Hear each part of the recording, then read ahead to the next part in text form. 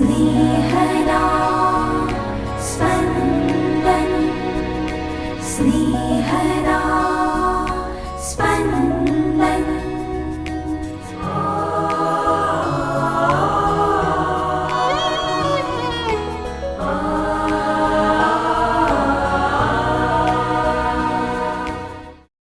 તપઋતુનો ત્રીજો રવિવાર. સંત યોહાનકૃત શુભ સંદેશના બીજા અધ્યાયના વચનો 13-25 પ્રભુ ઈસુ કહે છે, મારા પિતાના ઘરને તમારે બજાર નથી બનાવી મૂકવાનું. સાંભળીએ. યહૂદીઓનો પાસખાનો તહેવાર પાસે આવ્યો હતો, એટલે ઈસુ યરૂશાલેમ ગયા. ત્યાં મંદિરમાં તેમણે બળદ, ઘેટાં અને કબૂતરના વેપારીઓ અને શરાફોને બેઠેલા જોયા. ઈસુએ દોરડીઓનો ચાપખો બનાવીને તે બધાને ઢોર અને ઘેટાં સાથે મંદિરમાંથી હાંકી કાઢ્યા અને શરાફોના સિક્કા વેરી નાખ્યા અને તેમના ગલ્લા ઉથલાવી પાડ્યા. પછી તેમણે કબૂતર વેચનારાઓને કહ્યું, આ બધું હઠાવી લો અહીંથી. મારા પિતાના ઘરને તમારે બજાર નથી બનાવી મૂકવાનું. તેમના શિષ્યોને શાસ્ત્રના વચનો સાંભળી આવ્યા. તારા ઘર માટેની લગન મને સ્વાહા કરી જશે. ત્યારે યહૂદીઓએ ઈસુને પડકાર કરીને કહ્યું, તને આ બધું કરવાનો અધિકાર છે, એની સાબિતીમાં તું શો પરચો બતાવી શકે એમ છે? ઈસુએ જવાબ દીધો, આ મંદિરને તોડી પાડો અને 3 દિવસમાં હું એને ઊભું કરી આપીશ. ત્યારે યહૂદીઓએ કહ્યું, આ મંદિરને બાંધતા 46 વર્ષ લાગ્યા હતા. તું શું 3 દિવસમાં પાછું એને ઊભું કરી આપશે? પણ એ તો પોતાના દેહરૂપી મંદિરની વાત કરતા હતા. એટલે જ્યારે ઈસુ ફરી સજીવન થયા, ત્યારે એમના શિષ્યોને એમના આ શબ્દો સાંભળ્યા અને તેમને શાસ્ત્ર ઉપર અને ઈસુના વચન ઉપર વિશ્વાસ બેઠો. પાસખાના તહેવાર વખતે ઈસુ યરૂશાલેમમાં હતા, ત્યારે ઘણા માણસોને તેઓ જે પરચા કરતા હતા તે જોઈને એમના ઉપર વિશ્વાસ બેઠો હતો. પણ ઈસુ પોતે તેમના ઉપર વિશ્વાસ મૂકતા નહોતા, કારણ તેઓ બધા માણસોને સારી પેઠે ઓળખતા હતા અને તેમને કોઈને વિશે કોઈએ કહેવાની જરૂર નહોતી. માણસના અંતરમાં શું છે તેની તેમને ખબર હતી. स्नेहदा स्पन्दन स्पन्दन। પાસખા પર્વ પર યરૂશાલેમ આવેલા ઈસુ મંદિરમાંથી વેપારીઓ અને શરાફોને હાંકી કાઢે છે. ઈસુને મતે આ વેપારીઓએ અને શરાફોએ મંદિર બજાર બનાવી મૂક્યું છે. મંદિર પિતાનું ઘર છે. પિતા મંદિરમાં વાસો કરે છે. ભક્તને મંદિરમાં પ્રભુનો અનુભવ થવો જોઈએ. મંદિરમાં ભક્ત પ્રભુને નૈવેદ્ય ચડાવતો. આ નૈવેદ્ય તો પ્રભુના સંપર્કમાં આવવાનું એક સાધન હતું. એ સાધન દ્વારા સાધ્ય એવા પ્રભુ સુધી પહોંચી શકાતું હતું. ઈસુના અવલોકન મુજબ એ સાધ્ય ભૂલાઈ ગયું છે. માત્ર સાધનની જ બોલબાલા છે. સાધન વેચનારાઓને તો ફાયદો જ છે. તેઓને માટે પૈસો પરમેશ્વર બની ગયો છે. પરવટાણે વધુમાં વધુ કમાઈ લેવાની વૃત્તિએ જોર પકડ્યું છે. ભક્તો પણ સાધનની ભરમાળમાં સાધ્ય એવા પ્રભુને ભૂલી ગયા છે. એટલે એવું કંઈક કરવાની જરૂર છે કે વેચનારાઓ અને ખરીદનારાઓ બંનેને ખબર પડે કે બંને અવળે માર્ગે છે. ઈસુ આવું જ કરે છે.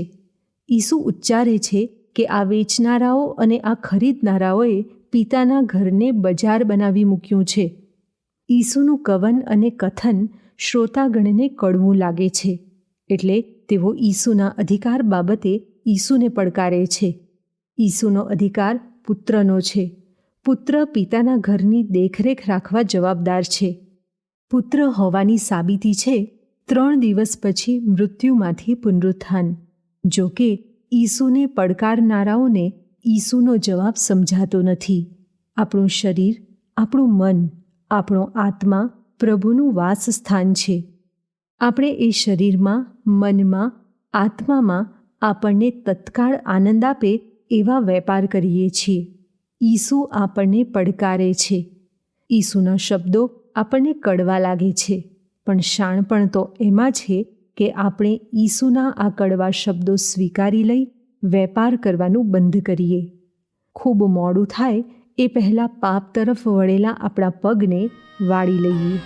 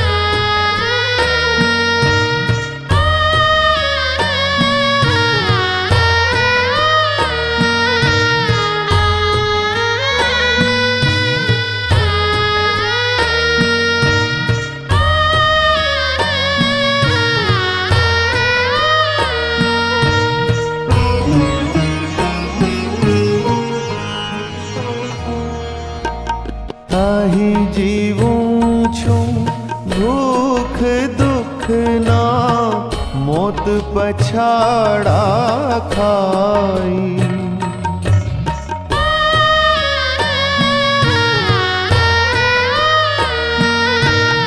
અહીં જીવું છું ભૂખ દુઃખના મોત પછાડા ખાઈ.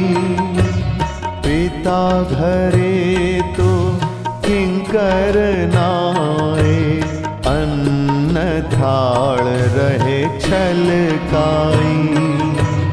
ચલો હવે હું પડું ભૂલી જાઉં આડી વાટ જે કાપી. મળું પિતાને કહું પિતાજી હું જ બન્યો છું પાપી. હવે ઊભો થાઉં વળું ચલું મુજ પિતા તણા ઘર ભણી. મુજ પિતા તણા ઘર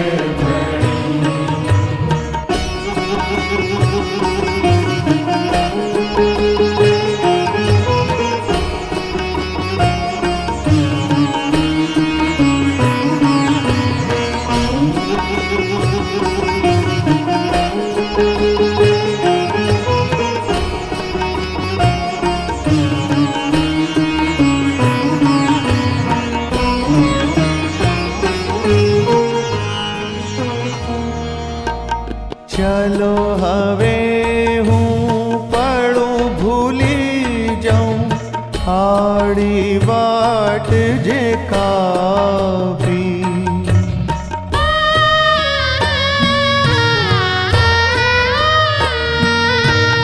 ચલો હવે હું પડું ભૂલી જાઉં આડી વાટ જે કાપી.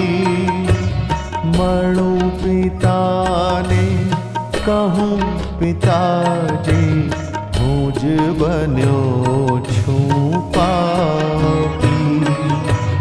પિતા તમારો પુત્ર હવે પુત્ર શબ્દ તો લાજે. ગણું મને કિંકર અધિક મને ના છાજે. હવે ઊભો થાઉં વળું ચલું મુજ પિતા તણા ઘર ભણી. ચલું મુજ પિતા તણા ઘર ભણી. ચલું મુજ પિતા તણા ઘર ભણી.